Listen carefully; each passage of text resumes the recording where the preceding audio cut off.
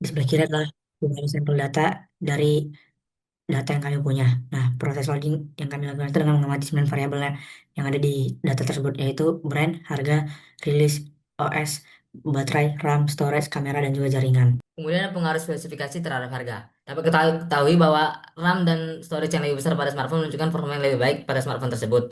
Kemudian tahun rilis menunjukkan kebaruan teknologi yang digunakan. Sehingga pada umumnya smartphone memiliki spesifikasi yang lebih tinggi dan tahun rilis yang lebih baru memiliki harga jual yang lebih tinggi karena menawarkan fitur-fitur dan performa yang jauh lebih baik. Kemudian tipe-tipe data, kita dapat menemukan data kategorik pada nama brand, OS yang digunakan, dan network supportnya. Kemudian data numerik pada harga jual, tahun rilis, RAM, storage, dan kualitas kamera yang digunakan. Kemudian pada data ini kami menganalisis dengan menggunakan beberapa variabel, yaitu variabel X1 merupakan merek smartphone, X2 tahun rilis, X3 sistem OS yang digunakan, X4 kapasitas baterai, X5 kapasitas RAM, X6 itu kapasitas penyimpanan, X7 resolusi kamera, X8 dukungan jaringan 4G atau 5G, dan variabel dia yang merupakan harga jual atau final price dari smartphone tersebut.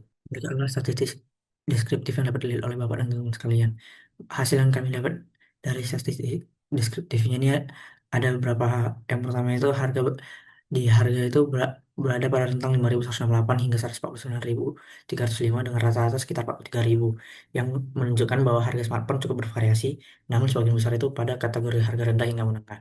Lalu juga pada baterai, RAM, storage, kamera didapat rata-rata itu di pertengahan, di data tertinggi, dan di antara data tertinggi dan data terendah mereka, yang menunjukkannya itu eh, cukup tergolong stabil dan berada pada level menengah.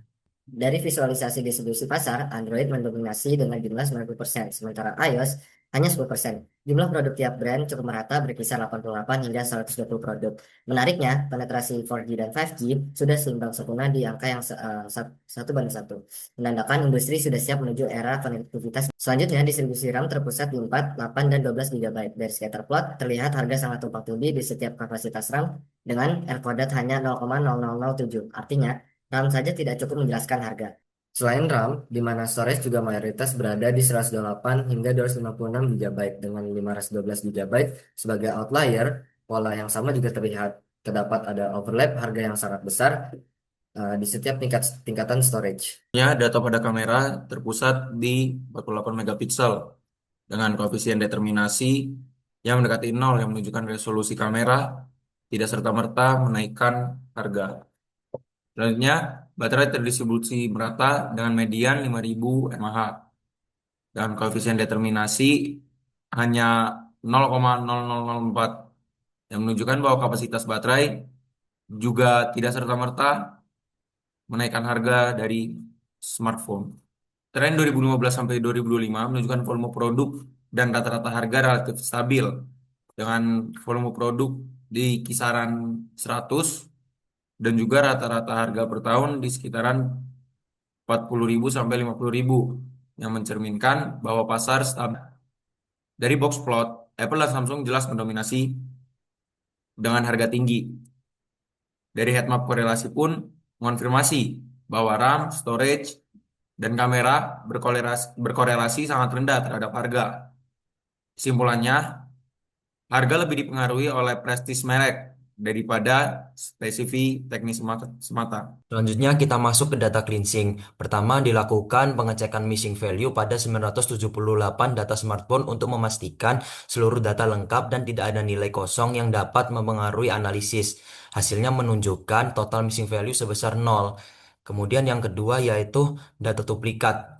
Pada data duplikat dilakukan pengecekan data untuk menghindari data yang tercatat lebih dari satu kali. Hasil pemeriksaan menunjukkan jumlah data duplikat sebesar 0, artinya seluruh data dapat dipertahankan. Kemudian yang ketiga adalah outlier. Pada outlier dideteksi variabel price menggunakan metode IQR untuk mengidentifikasi harga ekstrim. Hasilnya ditemukan 60 smartphone yang termasuk outlier didominasi oleh Apple iOS dan juga Samsung flagship. Kemudian yang terakhir adalah hasil cleansingnya. Setelah proses data cleansing dilakukan, diperoleh 978 data smartphone tanpa missing value dan tanpa data duplikasi, sehingga dataset dinyatakan siap untuk diproses dalam proses analisis selanjutnya. Pada bagian data analytical sederhana, kami membuat model regresi linear berganda menggunakan Python untuk memprediksi harga smartphone. Variabel Y yang digunakan adalah harga, sedangkan variabel X meliputi release year, battery capacity, RAM, storage, kamera, 5G, iOS, dan premium brand. Next. Dari hasil model, nilai R kuadrat sebesar 0,4922. Artinya model mampu menjelaskan sekitar 49,22% variasi harga smartphone. Koefisien terbesar terdapat pada iOS dan premium brand, sehingga faktor kelas produk dan brand menjadi pengaruh paling dominan terhadap harga. Next, kami juga membuat contoh prediksi menggunakan data dummy, dan hasilnya harga smartphone diprediksi sekitar 102.284,92. Kesimpulannya, spesifikasi teknis tetap berpengaruh, tetapi harga smartphone lebih kuat dipengaruhi oleh sistem operasi, brand, dan kelas produk. Sekian, terima kasih.